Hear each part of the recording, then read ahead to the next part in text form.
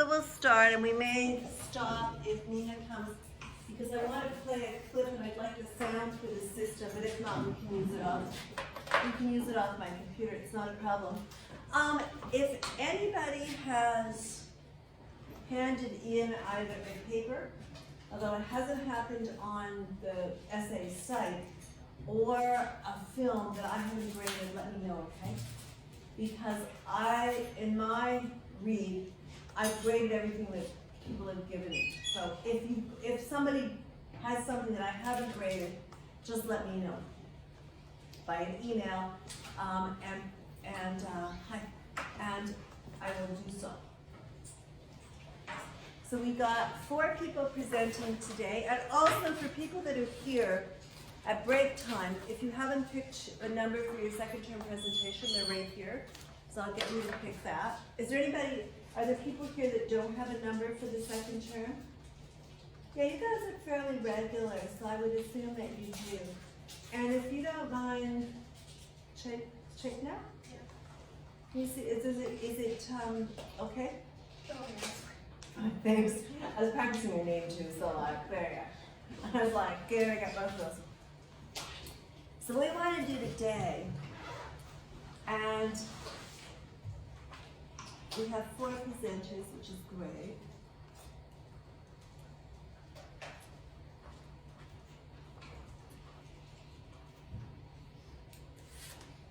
So we want to do this small writing, this small book, which was extremely influential, which is a fantastic comment on what's going to come after both Schmidt and, Fanon was, Aimé Césaire was Fanon's teacher. But Schmidt writes about fascism and liberalism, and I think that Aimé Césaire sets a really good context for the rise of Hitlerism and fascism, not as an aberration, but as a logical continuation turned inward of the colonial policies of Europe. So this, when it came out, so Aimé Césaire was born in Martinique, studied in France, was a quite influential poet, political activist, and a Martinican politician. He's a socialist. His dates are 1913 to 2008. So he lived a long time, and he was politically active for a very long time. He wrote Discourse on Colonialism, which is what you're reading either in PDF form or book form. He wrote it in 1950. So remember, 1950, 5 years after World War II, just as African and Caribbean countries are beginning independent struggle. Just a bit before that, really beginning in the late 50s and 60s, through the 60s. So he wrote it in 1950. It was republished in 55. It was written, as I said, post-World War II, which is really important, where old empires were collapsing, were on the verge of collapse. It was after the war against fascism. It was the beginning of the decolonial struggle in Africa, in Asia, and in Latin America.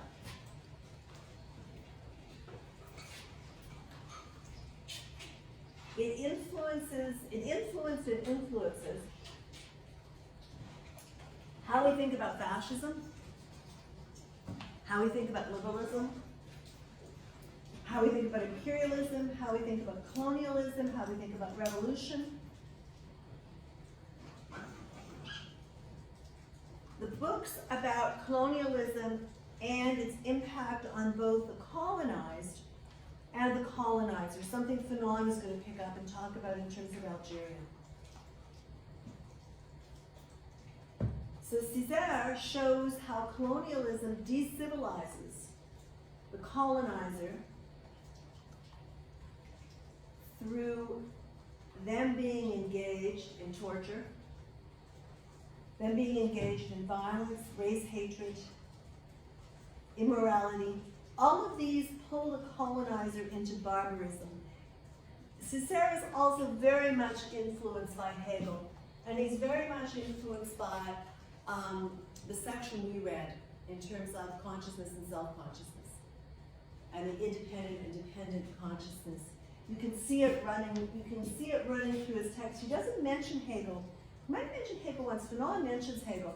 But Cesaire doesn't really focus on Hegel, or mention him, but he's really influenced in terms of his dialectic between, remember, and Marx too, obviously.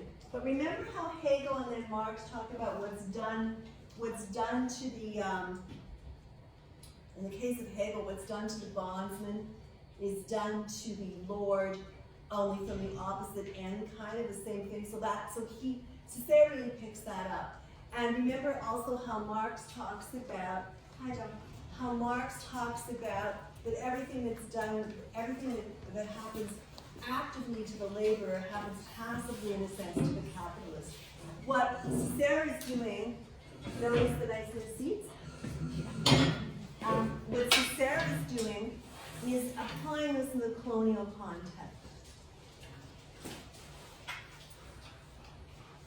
Cesaire was one of the co-founders of what was initially called the Negritude movement. And we'll do a definition of it later. I just want to set this up and then I'll go back to it, which then became the Black Consciousness movement. He developed the term Negritude or the concept term, in his book called Notebook of a Return to the Native Land. It was 1939. What it means in Césaire's words is, quote, the simple recognition of the fact that one is Black, the acceptance of this fact and of our destiny as Blacks, of our history and culture. What people have noted and what Césaire has noted is that even in its beginning, 1939 and forward from there, even in its beginning, Negritude was an international movement. So it drew inspiration from African American culture, particularly the Harlem Renaissance. And I don't know if you know about the Harlem Renaissance, but it's worth reading a bit about, and also taking a look at some of the Harlem Renaissance artists. And it found a home in the canon of French literature. So along with the person he married, Suzanne, who took his last name, Cesaire, and René Manel, he edited this influential review called Tropiques, which further developed the ideas of negritude / Black consciousness from 1940 to 43. So that's right during World War II. Then he was a co-founder, and I'm giving you these sort of details, and not that you have to remember them in any way. It's just to sort of set them in both the international context and the Martinican context.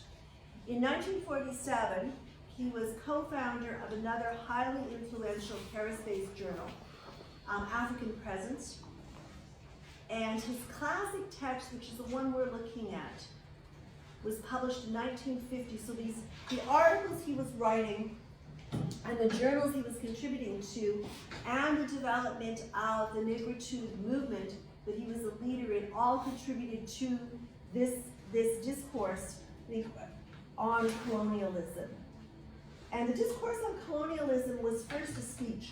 And you can kind of see when you read it that it's really hard hitting. It reads like a speech. It reads like he's addressing a live audience. So in a sense, to go back to Said's take, interestingly, I find, particularly reading this, more than Fanon, but particularly reading Césaire's A Discourse on Colonialism, it's like you're addressed as an audience. In a sense, it's gripping, it pulls you in. It's like it's addressed to you, and there's an immediacy between the text and you understanding the text, right? Particularly when and it's very, very political, particularly when he gets to his analysis of Nazism. It's just like a real slam dunk. And he was one of the first people to point that out. The Frankfurt School also did, but Cesaire pointed it out in the context of colonialism. So it came out initially as a speech. And in that speech, what he's doing is he's indicting American imperialism. And he's indicting European imperialism. and he's indicting older forms of colonialism. So there's three key influences on the text. So if you have the book, or if on the Moodle site, the introduction to the book, Kelly's introduction is really good and talks about this. And I put the introduction on there separately because I didn't want to break copyright law, so I divided them up and put them on. And also, when Cesaire died, Kelly's interview, we'll play a little bit of the interview, that's what I wanted the HDMI for. But anyway, when you take a look at the influences, he's influenced as an artist and as a poet very much by surrealism.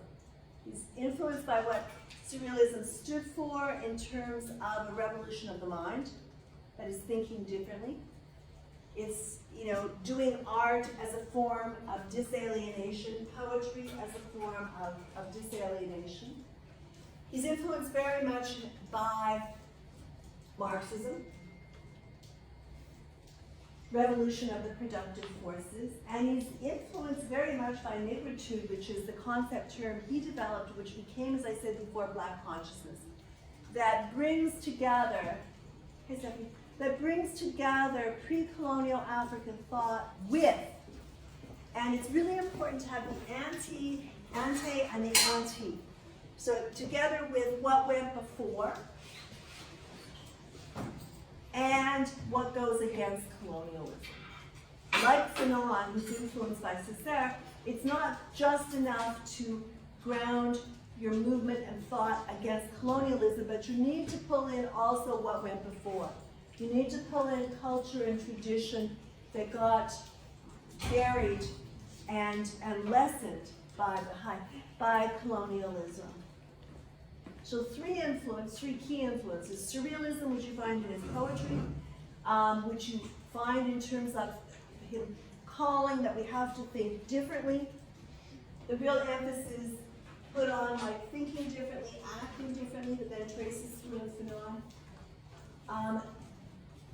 Marxism, that you have to change the productive forces of colonialism, and Negritude, which became Black consciousness, that brings together both pre-colonial thought of the indigenous people that are living in the country, what was there pre-colonially with post-colonial anti.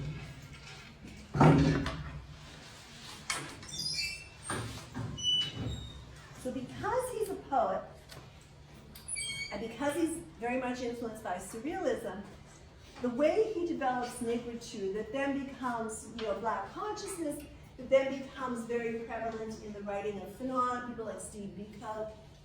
Steve Biko's articles, Steve Biko's South African who supposedly killed himself in jail, that he's killed by South African police. So in his newspaper articles, which are in the library, it's a small book called I Write What I Like. He's very much influenced by Black consciousness, and one of the developers of Black consciousness movement, which comes out of the Negritude movement, which traces back to Cesaire. So negritude is a simple recognition of the fact one is Black. As I said before, it's the acceptance of this fact, and what goes with this, it's going back and acceptance of destiny as Blacks of our history and culture.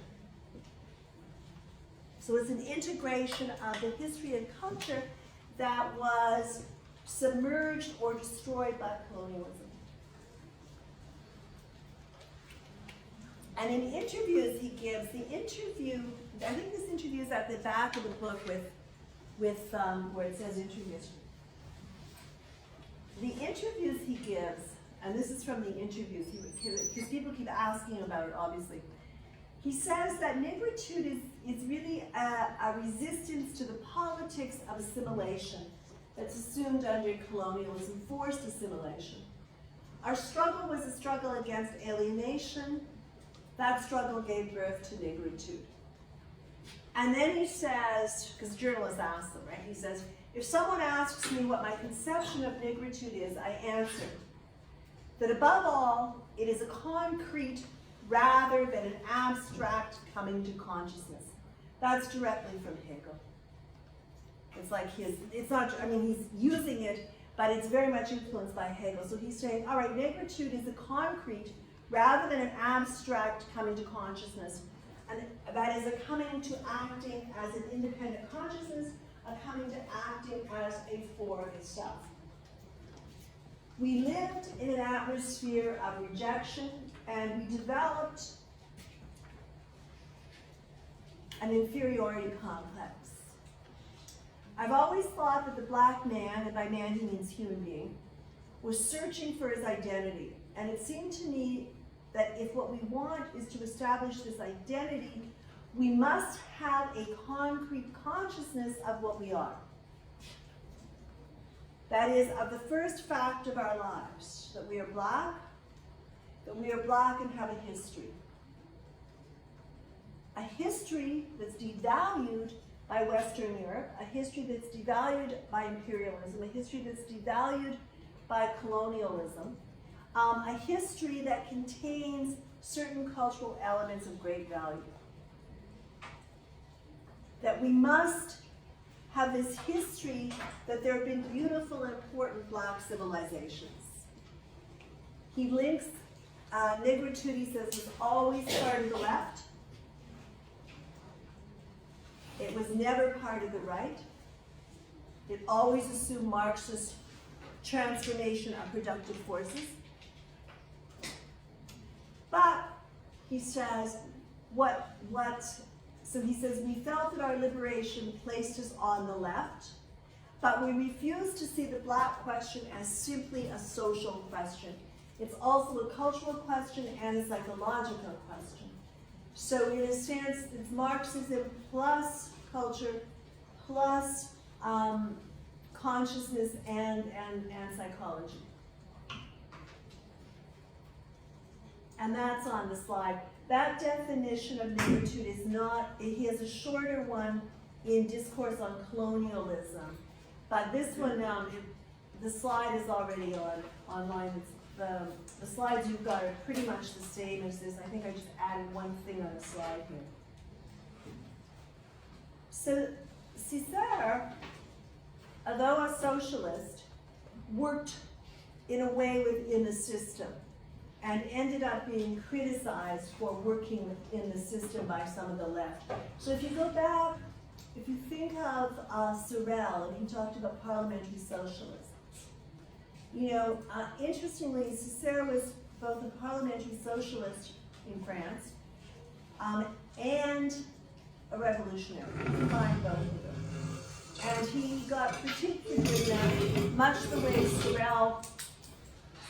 way Sorel critiqued socialists that were part of the system. So in Martinique, I don't know if you've been to Martinique or not. Have people here been to Martinique or no? I was in Martinique in the 80s. And what was really interesting about Martinique, and I was in Martinique when Cesaire was still, because I was there like, I don't know, 89 maybe. So Cesaire was still he was still the member of parliament there. He was also a mayor. So he was elected mayor of the capital of Martinique, Fort-de-France, in 45, and he held on to it with one brief interruption until 2001.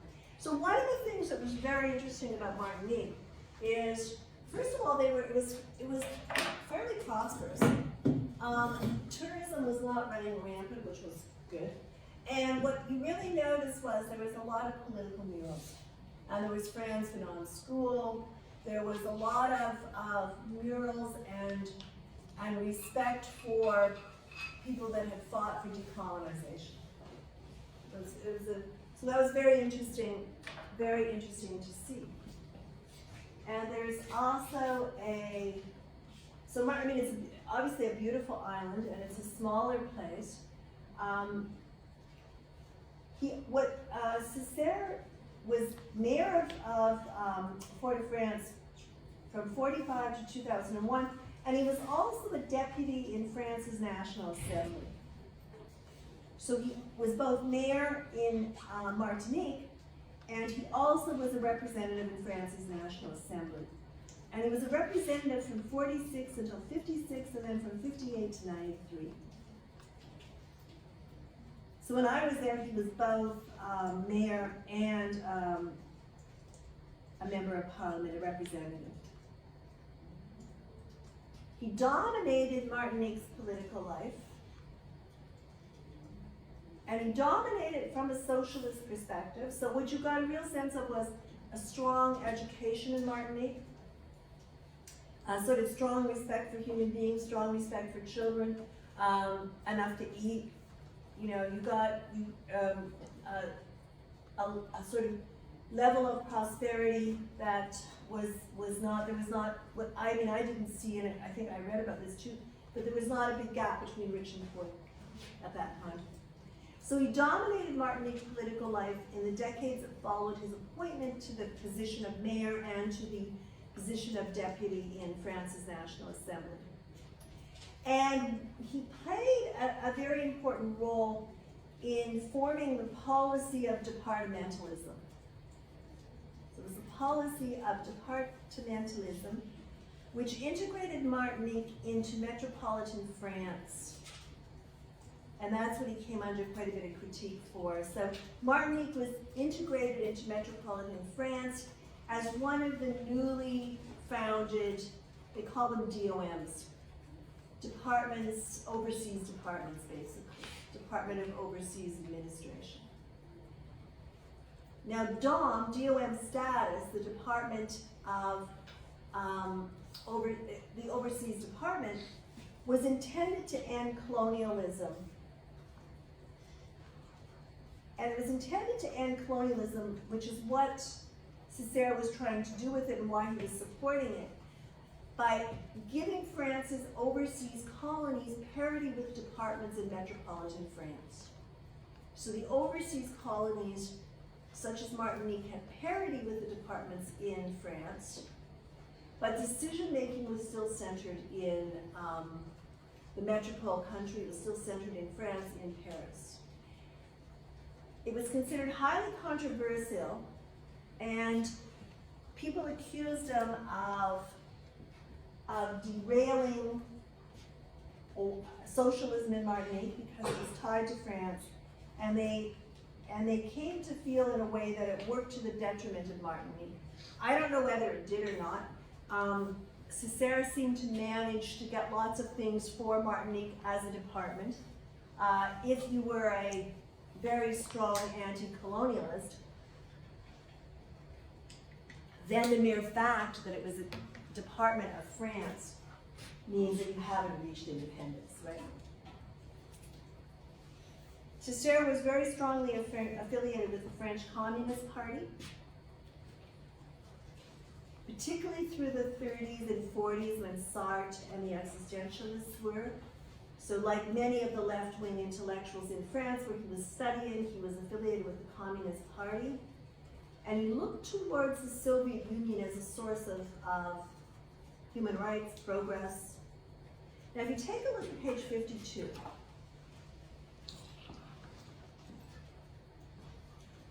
and he says, and so here when he wrote this, 1950, he's still affiliated with the French Communist Party. He's still looking, he always stayed affiliated with the French Communist Party, but he's still affiliated or looking towards the Soviet Union as a source of progress. So on 52 he says, okay, top of 52, about halfway down. It's a new society that we must create with the help of our brother slaves. A society rich with all the productive power of modern times, warm with all the fraternity of olden days. So he wants to bring the culture and the fraternity and the way of life of olden days together with modern times. And then he says, for some examples showing this is possible, we can look to the Soviet Union.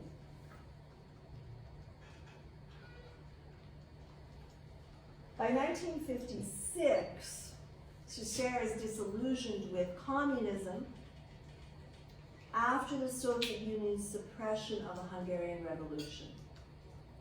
And he left his support, he withdrew his support from the Soviet Union, and I think he suspended his membership in the French Communist Party after the Soviet invasion of Hungary in '56. That's not to say that he didn't remain a socialist, but in protest of what the Soviet Union was doing, he suspended from the Communist Party, and he founded what he called in '58 the Martinique Progressive Party, which was a socialist party.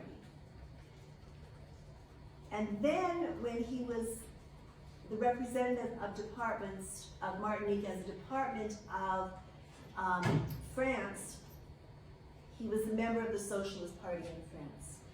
Now he retired from politics in 2001, and to go back to the beginning, he died in 2008. When he died, and I'm going to play you an interview with, just so you get a sense of this before I sort of we go through the text.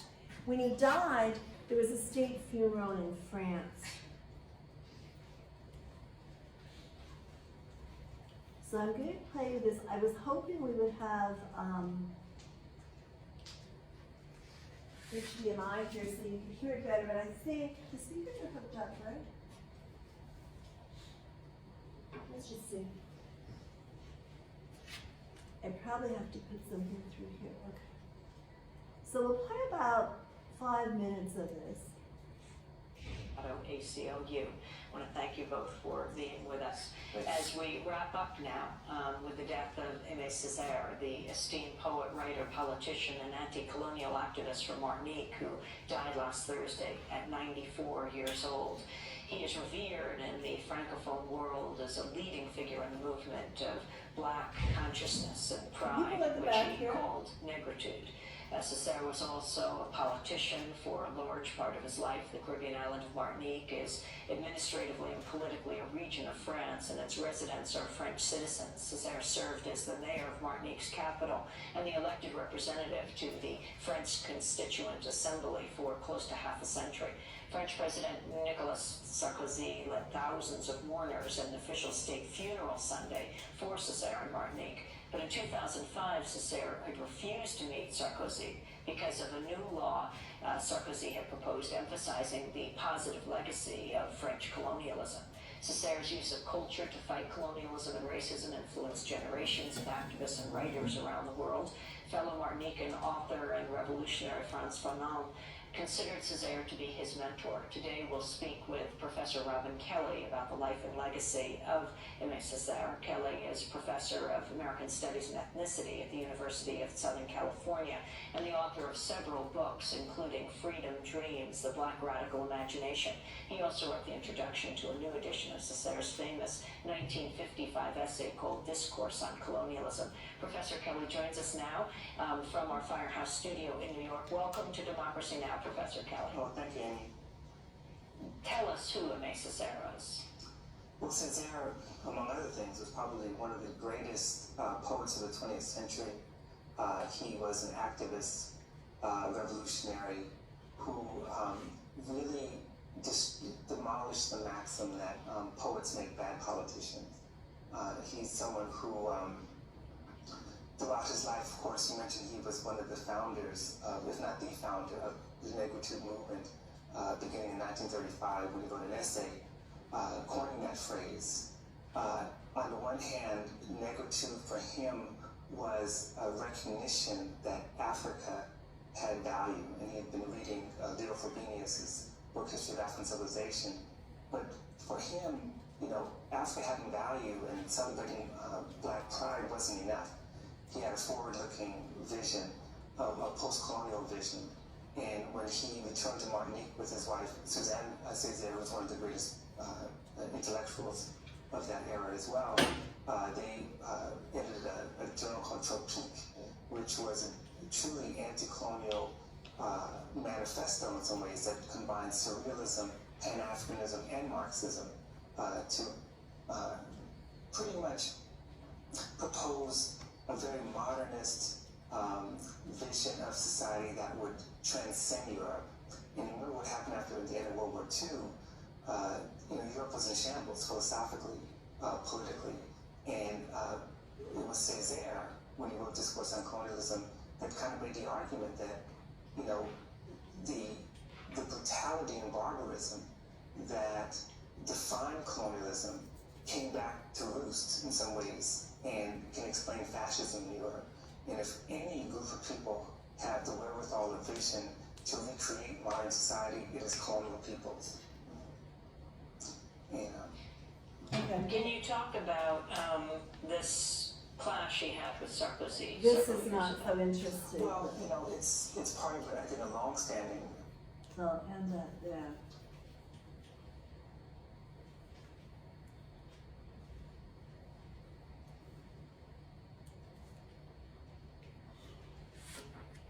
I guess I didn't put the lights on.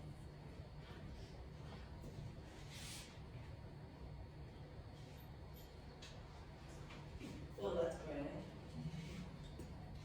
Thank you.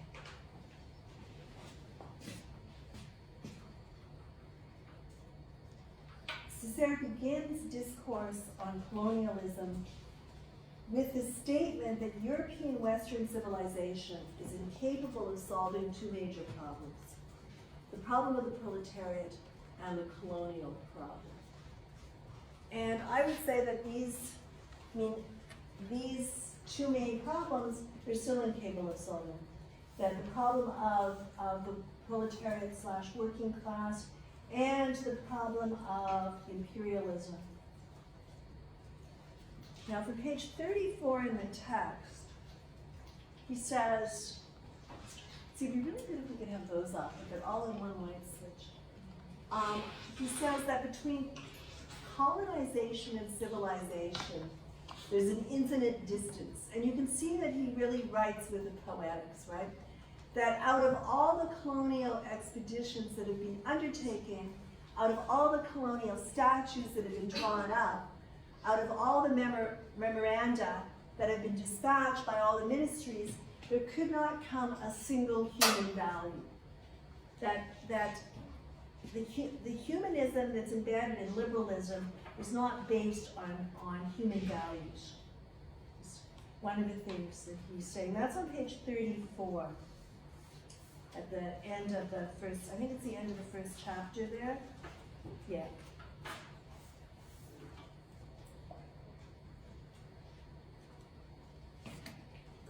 Cesaire says that colonialism works to de-civilize the colonizer, to brutalize the colonizer in the true sense of the word, to degrade him, to awaken him to buried instincts, to covetousness, violence, race hatred, and moral relativism. So it's not just what's done to the colonized in doing it, in doing it and participating in it being done, whether it's actively doing it or through administration or simply by living there. This is what's done to the colonizer. But the same thing happens to the colonizer as happens to the colonized. As Hegel said about the master-slave Lord Bondsman, and as Marx says about the capitalist and proletariat. That colonialization, like capitalism, works to de-civilize the colonizer, and they go hand in hand, to de-civilize the colonizer, to brutalize them in the true sense of the word, to degrade him, to awaken him to buried instincts, to covetousness, violence, race hatred, and moral relativism. So partly, I mean, what Cesaire is working towards is developing what Fanon's would call a new humanism. And he would say you can't go to colonial empires to develop humanism, and you can't go to the US, because the US is just like Western Europe on speed, basically. But it's just done it faster and more, and Fanon says, and bigger. Okay, so it's faster and bigger. That you have to go somewhere else to develop new human values. And one of the things that, if you take a look right now, you would say, well, we've got the same problem. That if you the rulers, you can just say rulers, in a sense, end up, and politicians end up doing precisely what he says the colonizer is doing to not only the colonized, but also what's happening to them. So one is, if they're doing it actively to the colonized, and passively it's happening to them through the action of doing.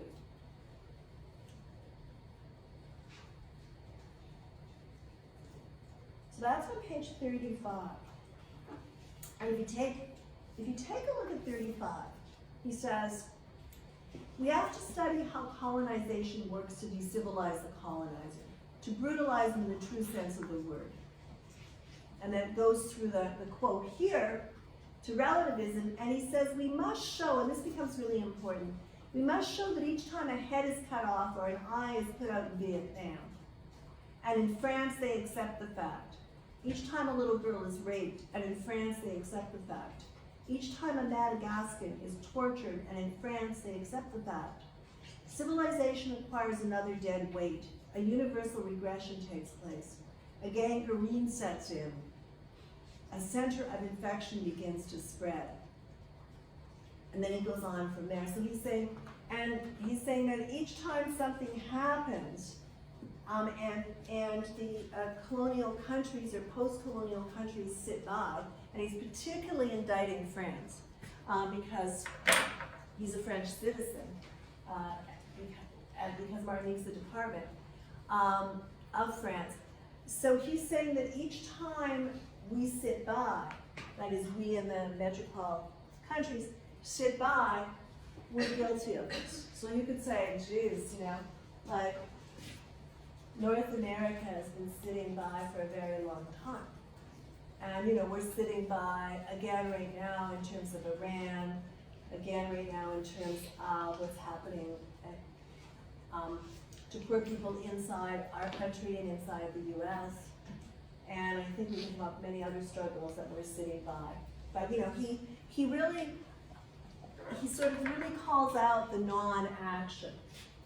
That each time a head is cut off, an eye is put out in a war, or in a poorly functioning social system, and the fact is accepted that we really are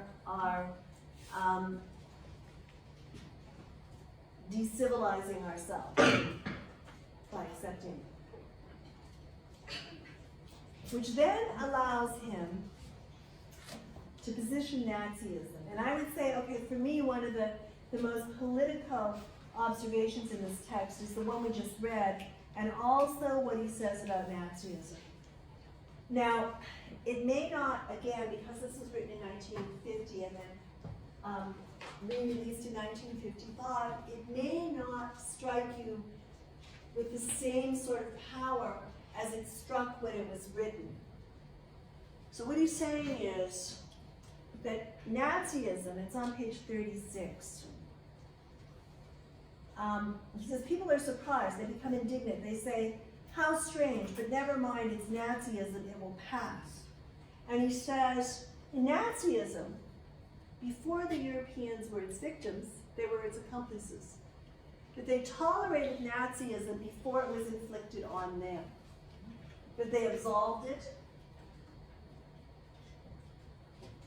shut their eyes to it, legitimated it, because until then it had been applied only to non-European peoples.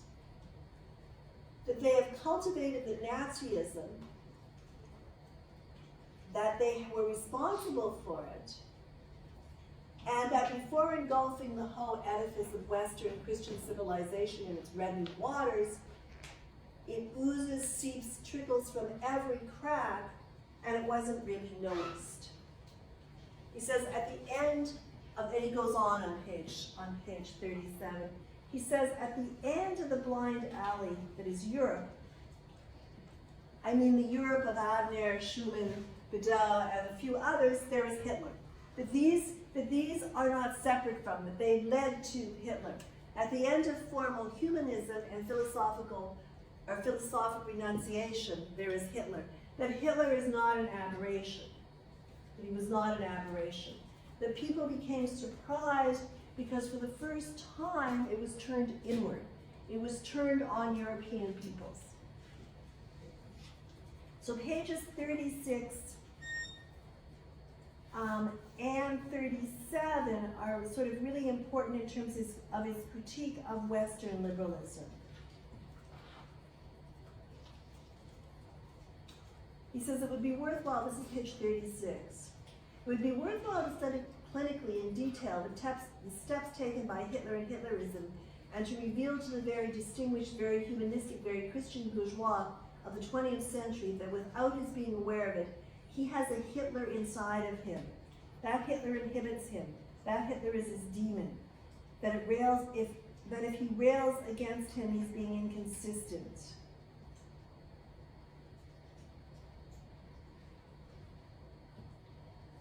And if you go down, he says, what he, European person, cannot forgive Hitler for is not the crime in itself, the crime against man.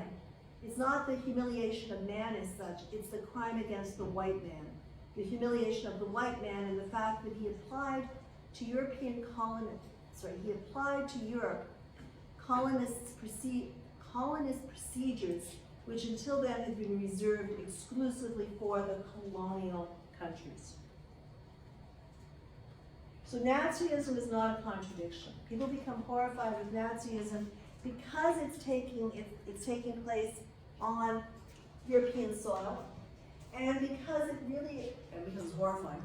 But so is all colonial, colonial administration and colonial war against the people, but also because it kind of exposes what liberalism can lead to. Not that he wants to say, well, he does want to say that this is inherently embedded. The injustice and a particular definition of humanism is embedded in liberalism itself, which is why he's a socialist. Yeah, Chris. So he's kind of pointing out that Nazism is basically what colonialism is, except it's kind of turned inward. So it's a reflection of the society imposed on itself. Yes, so, very much so.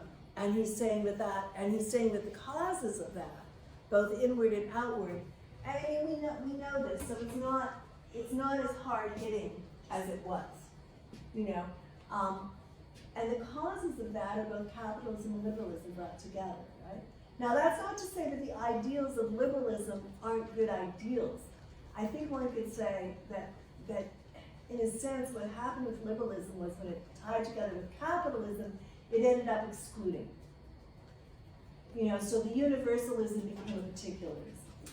And that becomes a real problem. And then what you just get is this drive to take colonial resources.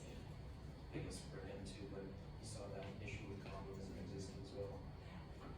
Right. Post-Soviet invasion of Hungary, I mean, he became very disillusioned with communism. So what the alternative then is a socialism, but it's a socialism that works. So that also affected why he developed a socialist party in Martinique, and it also affected why he worked through the system. Okay, so it's interesting. I mean, he was there right at a very important time, like 1945. He's in Europe, and you see the decline of the colonial empire. You see also, the ravages of fascism, and then you see the Soviet Union turning in on itself too. You see the first sort of atrocity of the Soviet Union.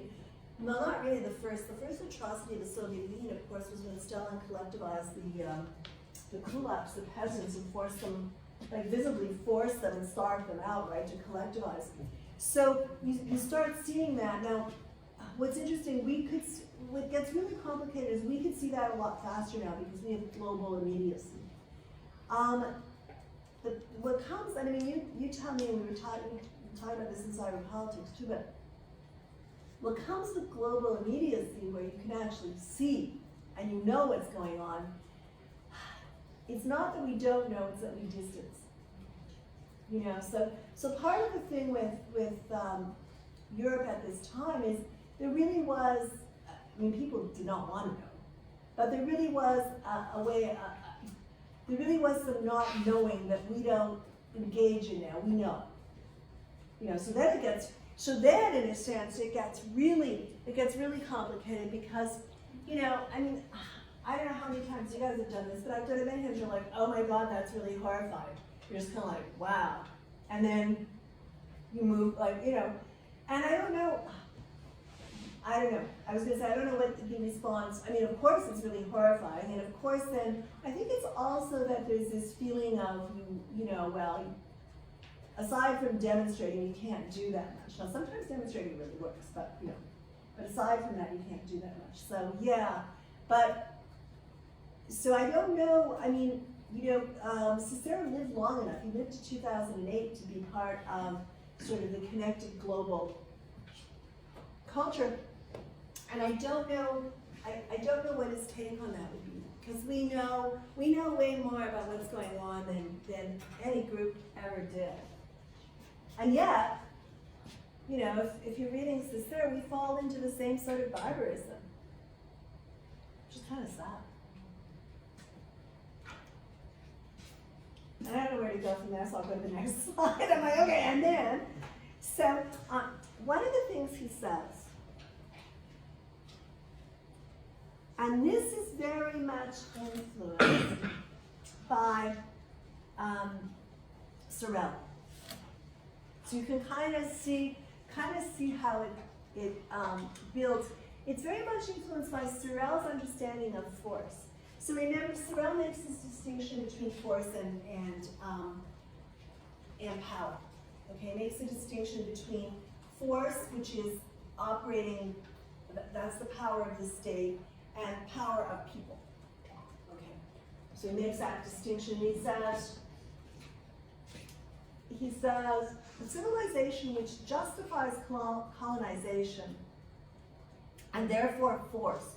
So he's using force the same way that Sorel uses it. Is already a sick civilization, which is morally diseased, which is irresistibly progressing from one consequence to another. He says it calls for its Hitler. That is, it calls for its punishment. And you're thinking, yes, and then what? Okay? So it's called for its Hitler, it's called for its punishment. And it's like Said says, okay, so you finished writing this in 1950, 1955. And this is a good place for it to stop. Now, Cesaire didn't stop. I mean, he was an active member of Parliament, an active politician until 2001. But it's called for its Hitler, it's called for its punishment, and then it goes on to another cycle, and then you ask yourself, are we constantly recalling for our punishment? Hi. Are we constantly sort of recalling, right? Like calling again? Because post-Hitler, there's been a lot of punishment. There's been Korea, there's been Vietnam. There's been like a really violent fights against decolonization. There's been Iraq. You just kind of keep going on. And these are all a call for its punishment. Or you could also say that the system cannot maintain itself without extreme violence. Okay? So when Sorel's talking about violence, he's talking about the force of the state and the violence or the power, he calls it violence, the violence of those fighting against it. So for Cesaire and for Fanon, violence is what's used by those fighting and resisting the force of the state. So Cesaire's taken precisely the way that Sorel uses the distinction between force and violence.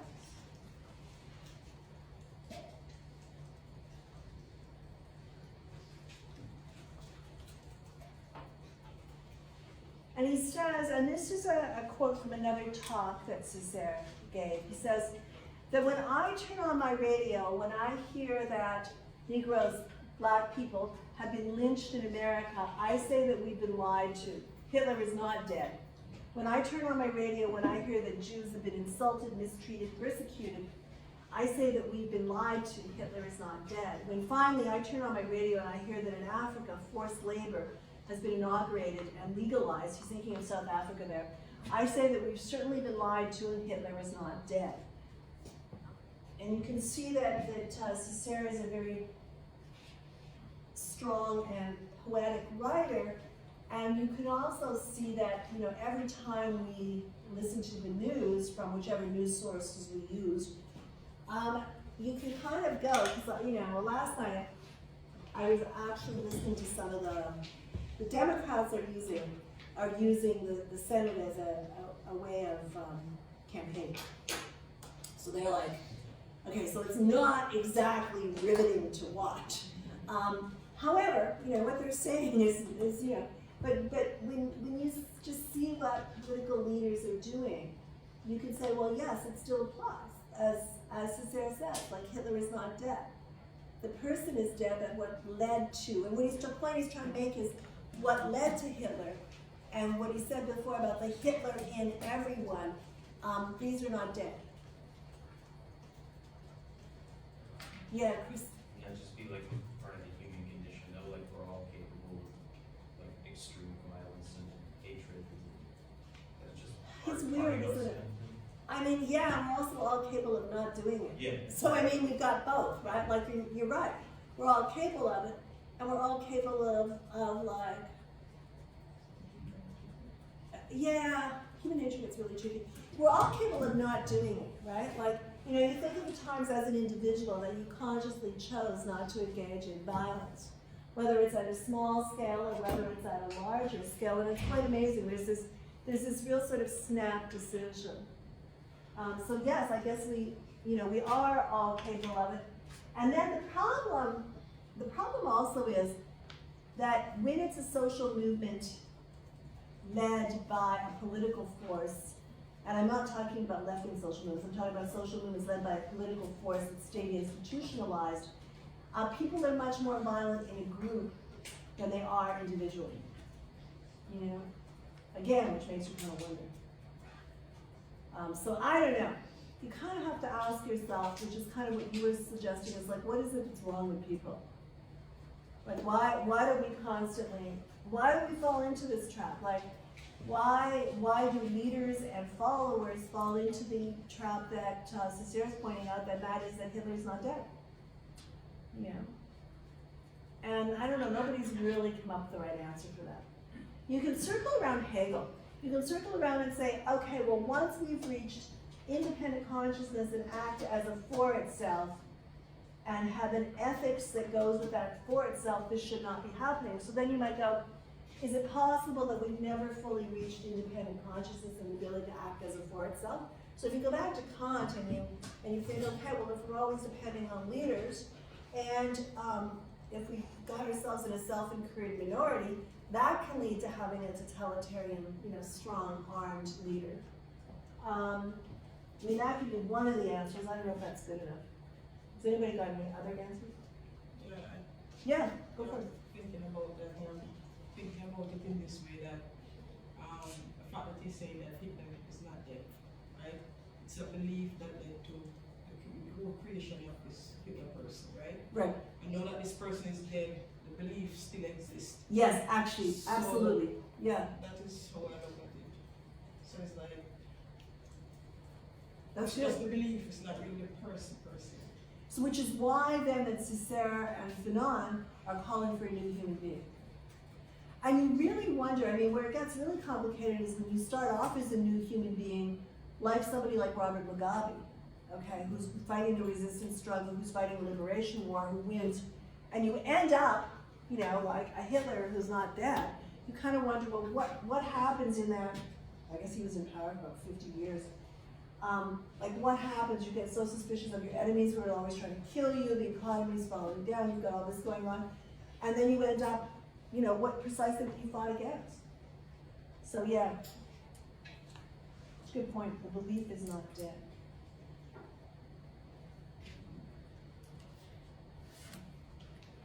So colonization, Cesaire says, is a bridgehead in a campaign to civilize barbarism, from which there may emerge at any moment the negation of civilization. That's on page 40. Now, one of the things that Cesaire does is he writes really political, sort of short, pithy statements, because this is a talk that he gave.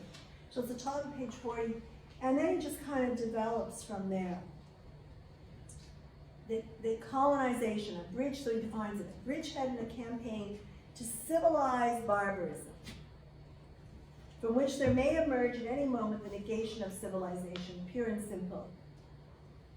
And then he says, I've cited at length incidences from the history of colonial expeditions.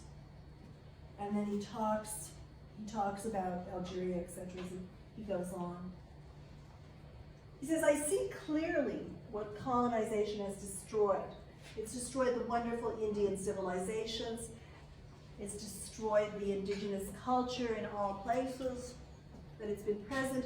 And he says, neither Deterting nor the Royal Dutch nor Standard Oil, Deterting is also an oil company, will ever console me for the Aztecs and the Incas.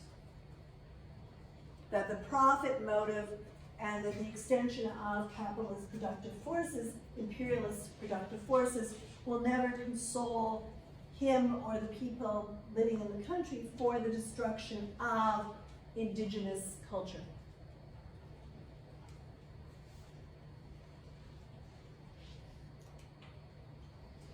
Now that's Cesaire on a stamp, a French stamp after he died. And relying, going to Hegel and Marx here and adding to it. So you can really see his influences. And to go back to Said, with Cesaire, the influence take a completely different meaning. When what Hegel says and what Marx says travels with Cesaire, you have a different understanding. So he says, between the colonizer and the colonized, there was only room for forced labor. Intimidation, pressure, the police, taxation, theft, rape, compulsory crops, contempt, mistrust, arrogance, self-complacency, swinishness, brainless elite, degraded masses. It's on page 42. And I thought when you actually list it this way, you can see what he's included there. It's towards the bottom of page 42. When you see it as one paragraph, it's not as hard hitting when you actually break down, because what he's done in that one paragraph is break down everything that's happened between the colonizer and the colonized. Intimidation, pressure, the police, taxation, theft, rape, compulsory crops, contempt, mistrust, arrogance, self-complacency, swinishness, brainless elite, degraded masses.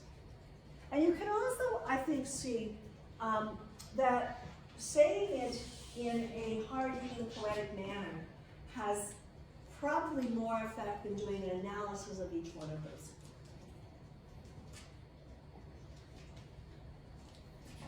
He continues and he says that no human contact, but relations of dominance or domination and submission, which turn, and then he starts listing what happens with the colonizing man. He says, no human contact, but relations of domination and submission, which turn the colonizing man, human, into a, and then let's stop there for a second. So the colonizing man, I'm going to say human, but there's something about the sort of about patriarchy that really translated as most of the active colonizers being human. So I think you can actually say colonizing man. That's not to say that they weren't supported by their families. You'll see in Fanon that the families have trouble supporting some of the sort of active agents of the French regime, particularly the police, in what they were doing to the Algerian population. But you would have to say that colonialism and patriarchy and capitalism go together. So what you have is no human contact, but relations of domination and submission, which turn the colonizing man into a classroom monitor, an army sergeant, a prison guard, a slave driver, and the indigenous man into an instrument of production. So you can see the influence of Marx there. You can also say, well, one of my friend's mother, they left South Africa, and I don't know if you know anything about the educational system in South Africa under apartheid, but it was basically what happened is people were taught to believe they were inferior in all the texts. So if you read the texts are in the library, you're like, God, this was actually taught in school, right? Now I don't think anybody bought it, But, so one of my friends, when it came in, and they were interesting because the father was Greek and the mother was Indian, I think Indian and African. And so when they brought in the color bar, they were recodified, we'll say codified, as what they called Cape colored. Okay, so you had African, black, Cape colored, and white population. And you had to carry passes to say which one you were. So it was like, it's apartheid was like the most extreme, and you could actually see it more clearly than any other form of exploitation, I would say. So when they changed the curriculum, and the mother was a teacher, so she's Indian and African, she was a teacher, she was like, I can't teach this, I just can't teach this to anybody that they're inferior, and they left. The father, who was Greek, was on the South African chess team, which, you know, wasn't all white chess team. So when his wife and their children were then codified as colored, he had to be codified as colored too. So this Greek guy was the first colored person on the South African chess team, which is like super crazy. And then when you start breaking it down like that, you can actually just see, you know, in that one sort of little example, you can actually just see how it really makes no sense. It's like, you can see a regime, I mean, aside from racism, and aside from extreme exploitation, you can see a regime just bending over backwards to try and codify its population. And for, you know, and for the purpose of what? Maintaining control. So, and Cesaire was writing at this point in time, because this happened in the 50s.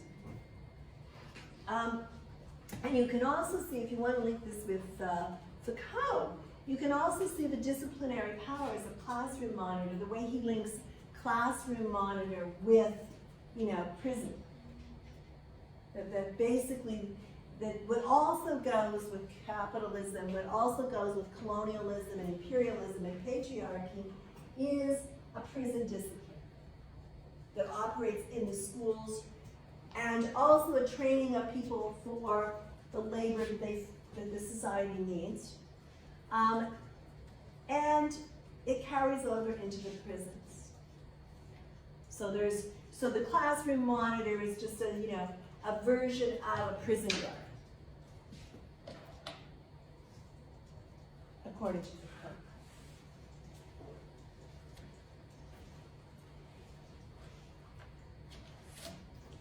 Cesaire says that colonization is thingification. Commodity fetishism, the first chapter on fetishism, the one you read, is where he's developing this from. So when thingification and commodity fetishism travels from Marx and travels from the other people we looked at that how it was used, when it travels with Cesaire, it travels into a colonial situation, and he says what are thingified are the people that are also racially thingified. So colonization equals thingification. On page 44 he says, they talk to me about civilization, I talk about proletarianization and mystification. Again, from the commodity fetishism. One of the things I think you really see operating with Cesaire is in this very short piece, because it's really, I mean, aside from the introduction and the preface and then the interviews at the back, it's like 40 pages or something, right? It's like 40, maybe, I don't even know if it's 50 pages. But what you really see is and I think why it's such a brilliant piece, is that you really see him using the tools of, you know, Western European thought traveling with him and applying them in a different context. So you actually see what Said's talking about in action. And the talk and the text is sort of packed with a, you know, with, what would you say, the influence of, or the taking and traveling of Hegel and Marx, and surrealism. The surrealism comes through when you go back to the poetry here, which is one of the reasons I broke it that way, the surrealism is really in his poetic voice. You know, so you could imagine somebody reading, or if you've heard Allen Ginsberg, for example, read, if you can imagine somebody reading this, then with each, you know, pressure of police taxation, it really hitting you what the colonizer is doing. Now, if you go to page 44,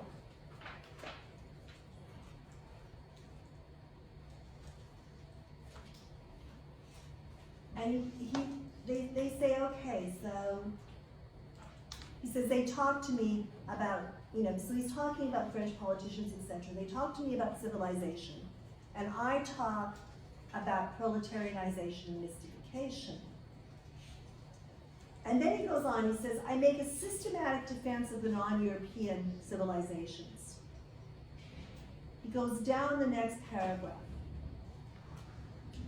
So he gives you there some components of the pre-European civilization, which of course one can't go back to, but which can be integrated. He says they were communal societies, never societies of the many for the few. They were societies that were not only anti-ANTE, that is before capitalist, but also anti-capitalist, and they were democratic societies always. They were cooperative, fraternal societies. He says, I make a systematic defense of the societies destroyed by imperialism.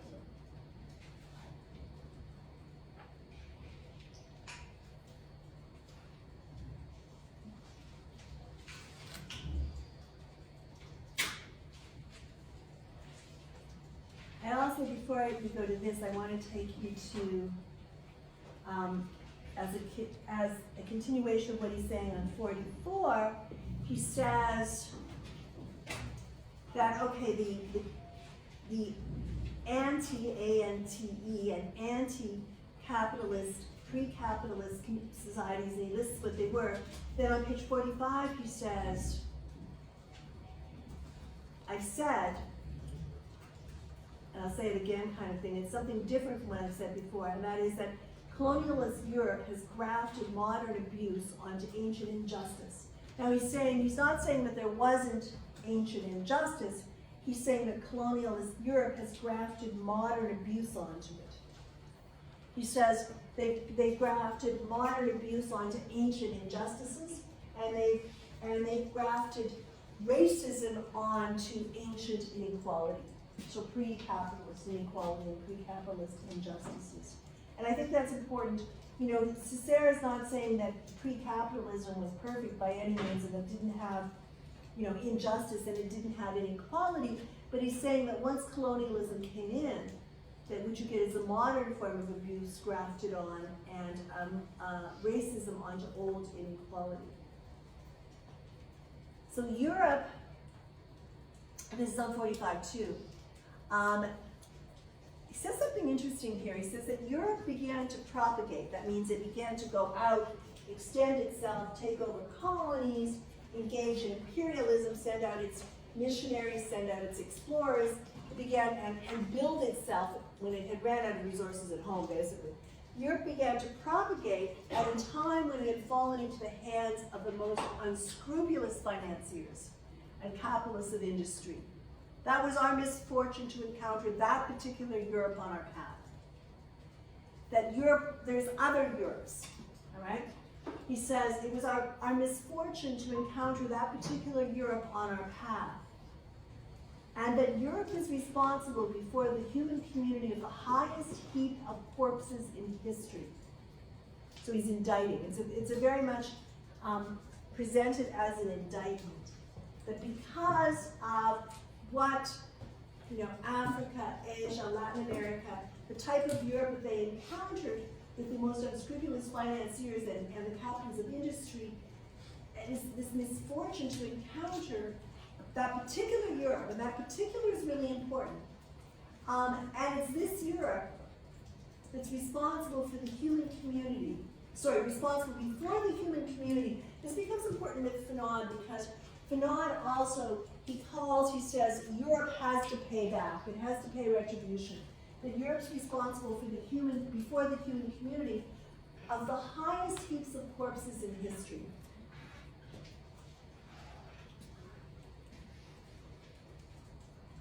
And then he adds on page 47,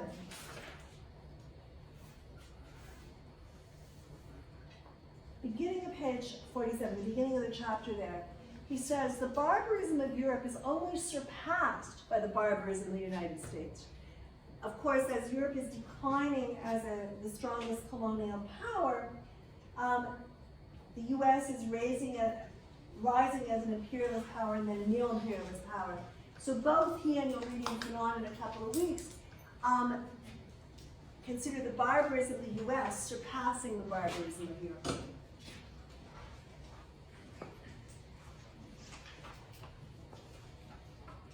And at 47, he makes it really clear. And he makes it clear, I don't know if people here have read Hannah Arendt. At one time it was on the course on, Hannah Arendt did this amazing book called Aime in Jerusalem. And if you haven't read it, it would be really interesting to look at sometime because she's traveling, or she's covering as a journalist the Eichmann trial in Jerusalem. And what she ends up, there's a film on it too, right? But what she ends up with is the idea that Eichmann was not evil. He was just banal. And then she comes up with this term that, and it's very similar to what Cesaire says. It's like, he was acting out policy, not that she's trying to let him off the hook, rather she is indicting European civilization, right? So she's saying that evil's banal. It's not like you think, okay, Eichmann, who was, responsible for train schedules and responsible for a lot of policy and the high up people in the Third Reich, you think that they're like completely evil, and they are. But it's the evilness of the whole regime. But it's banal.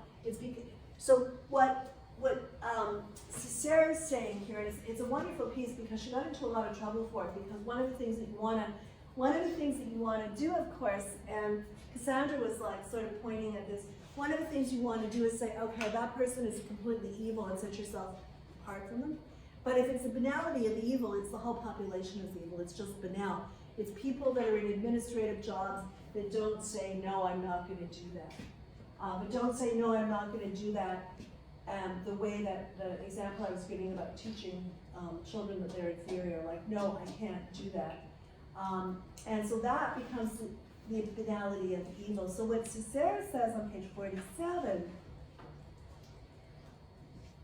he says, I'm not talking about Hitler, it's the second paragraph there. He says, I'm not talking about the prison guard or the adventurer, I'm talking about the decent fellow across the way, not the member of the SS or the gangster, but about the respectable bourgeois. But these people are people that allow it to happen.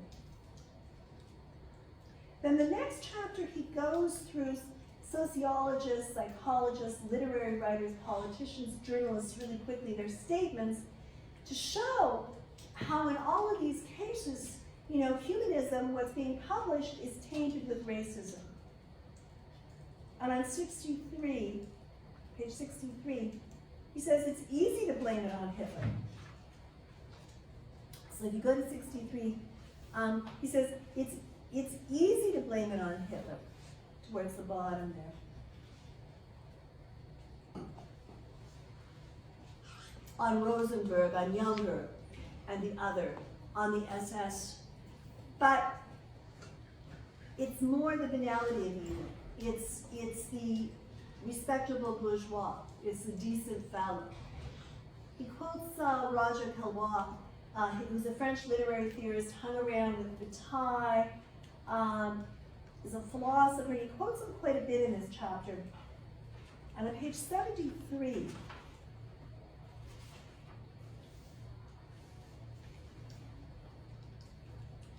he says, and he's criticizing, obviously, Caillois. He says that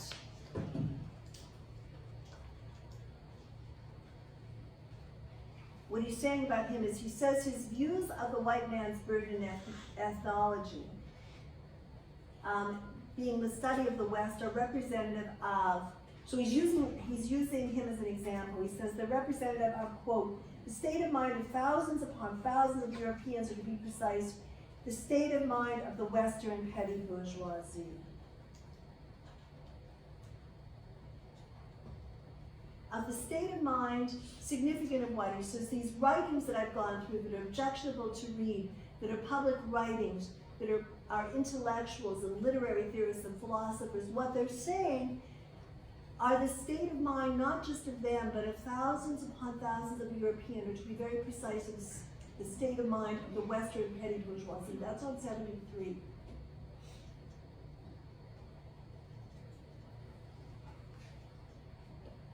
He says that the bourgeoisie invented the values of both humanism and nationalism, that is, man and nation. And then they created these values, and then they filled them with content. And the content they filled them with is the content of imperialism and colonialism. What else has bourgeois Europe done? And he lists the things. He says it's undermined civilizations, it's destroyed countries, it's ruined nationalities, it's extirpated the root of diversity. The hour of barbarism is at hand, the modern barbarian. The American hour, violence, excess, waste, mercantilism, bluff, conformism, stupidity, vulgarity, disorder. That's on page 76. So he identifies the American hour in 1955 as violence, excess, waste, mercantilism, mercantile capitalism, bluff. There's lots of bluff in the American regime. Conformism, stupidity, vulgarity, and disorder. We got about 5 more minutes. So he says, okay, so Europe claims it's brought its culture. What else has it done? And then he lists what it's done. It's undermined civilizations, destroyed countries, ruined nationalities, extirpated the root of diversity. And the modern barbarian is the modern barbarism is the American hour. And then he runs through that. Now, when Cesaire talks about culture, he has a broad definition of culture. It's a very sort of engaged definition of culture. He has a definition of culture that is much like Foucault's definition in a way, right? Although Cesaire obviously had it first. So culture is everything. It's everything we do. It's the way we dress, the way we carry our heads, the way we walk, the way we tie our ties. It's not just writing books or building houses, but rather it's everything. We're all part of culture. And that's why it's so important then when you're changing a country, when you're changing, in an independence struggle, that you want to reinvigorate culture because it's everything. I mean, just think about it, I mean, partly if you think about the way you walk and the way you carry your head, and you think about just the difference between feeling, what Heidegger and Freud will call at home, Heimlich. You feel that you belong, you feel that you're part of the place. You walk in a different way if you're feeling like this strangeness, this uncanniness, the unheimlich, where you don't belong. And then part of what makes you belong, as Cesaire is pointing out, is culture.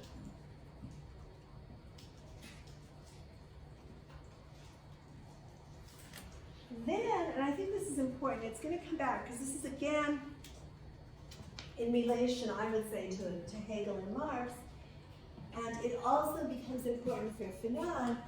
Cesaire says, I have a different idea of a universal. It's out of the universal, rich with all its particulars. Okay, that is very much, the liberal definition of universal has changed and has moved more in that direction. But, so if you think about the universal, where you go back to Butler, and Butler's talking about the universal definition of woman, which excludes a lot of particulars.